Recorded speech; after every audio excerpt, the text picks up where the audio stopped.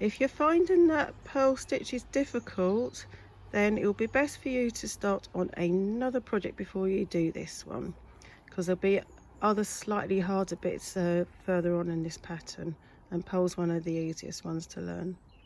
Okay, so we're going to start increasing on this row now. So you can see this is your right side of your knit that you're doing, because everything's kind of smooth. You've done 2 rows, you've done the cast on row and your row that you just purled. You turn it around, you'll see it's sort of slightly bumpy, and that usually is your wrong side. Sometimes with certain patterns and projects they'll have this as the right side, but usually, and if you notice when you go and wear certain garments, they'll have this kind of smoothness to the yarn to the fabric, because they've knitted it like that. So you've done usually be knitting and then purling to get that kind of look. I'm going to show you my sleeve. Look at that, it's all nice and smooth because they've done one side, one row knitted and one row purled. If you look on the inside, it's all kind of bumpy. It's nice though, it's really nice. I love this cardigan, it's very comfortable to wear. Right, okay, so we're going to increase on this one, and we're going to increase between these 2 stitches, these 2 stitches, these 2 stitches and these 2 stitches. So it's going to be knit, make 1. So when you see the pattern in the pattern M1, it means you're going to make a stitch out of nothing, kind of. So let's go and do that. So I'm going to knit the first one, knit. Now you see you've got that little bar there. Let's see if I can get it. It's not easy. It's not easy knitting and looking at what you're doing through a camera, you know, or through a video camera. Usually I'll be straight on that. Also, give yourself a bit of time and patience with this bit, because usually when you first start any of these kind of projects, it can be a little bit awkward.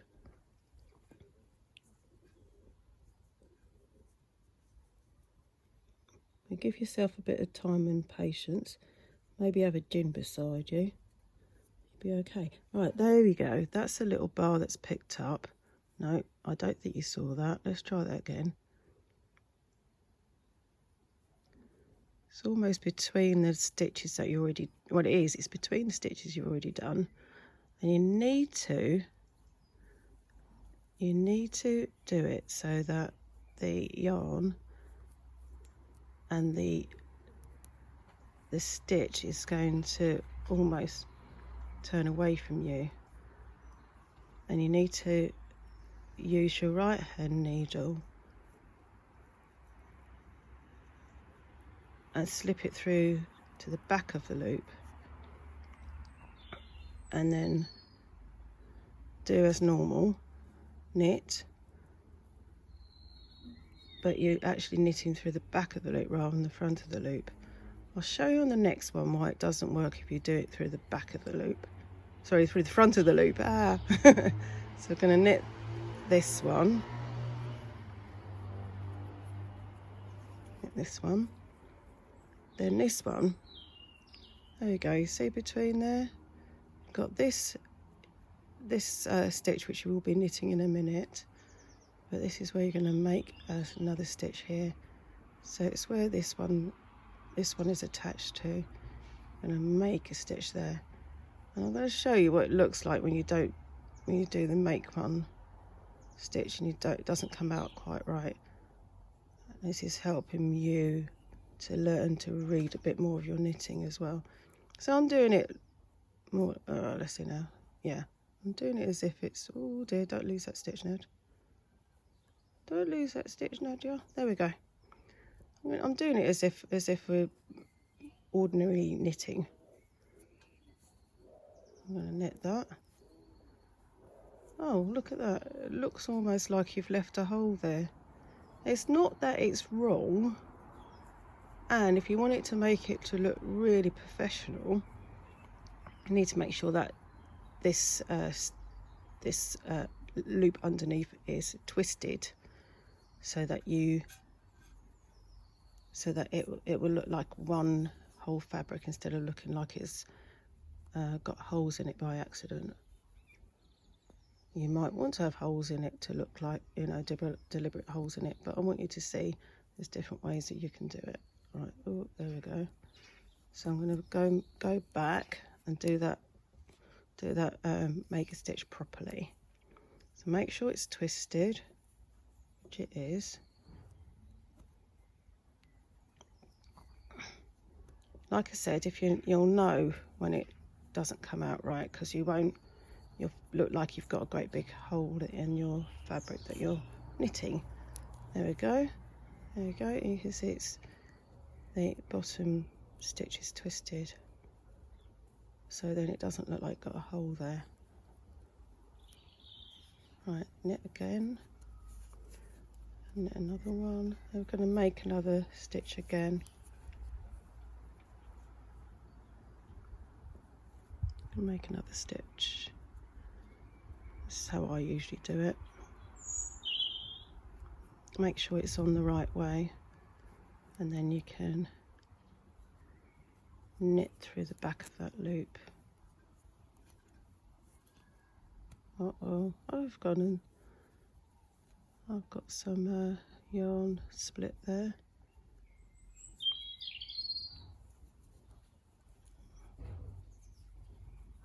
Okay, should be okay now.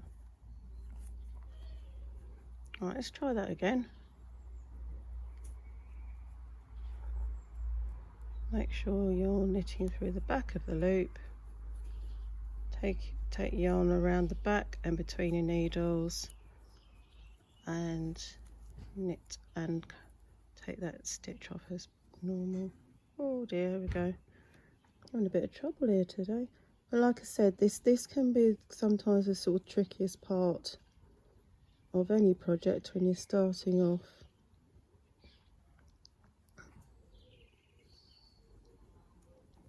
So just be patient, do a few breaths, you'll be okay, you'll be fine, be fine.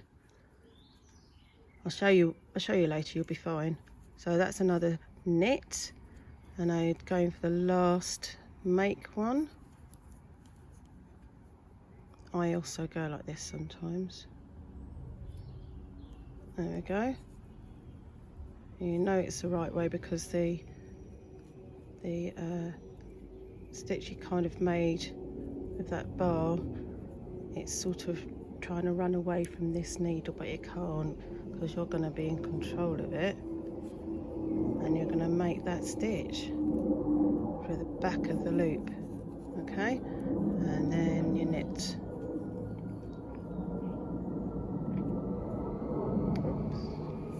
Then you knit. There we go. Next bit, you're going to cast on.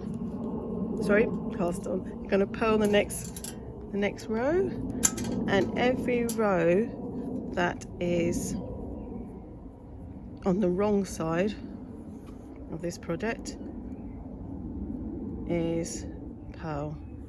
Every row, every single row. So you don't have to think about it. Once you know how to purl, it's very easy. There we go. 3. Oh, I didn't count my stitches. I know I've got 10 here though. So let's count them now. If you don't remember at the end, just do it now. 1, 2, 3, 4, 5, 6, 7, 8, 9, 10. Yes, that's what is in the pattern. So I'm fine. And no change is going to happen whilst you're doing your purl rows. So you don't have to think about that. Just make sure at the end of every row you've counted your stitches. That's supposed to be showing you good practice, but there you go. I shall carry on doing good practice from then.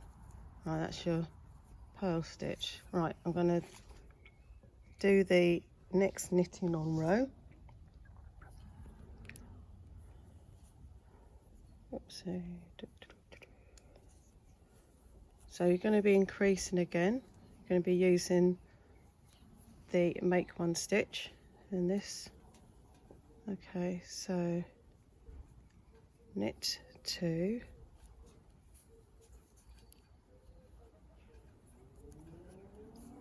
then you're going to make 1,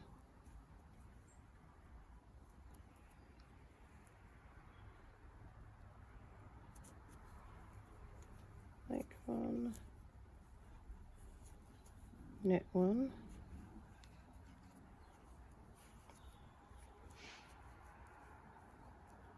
make 1,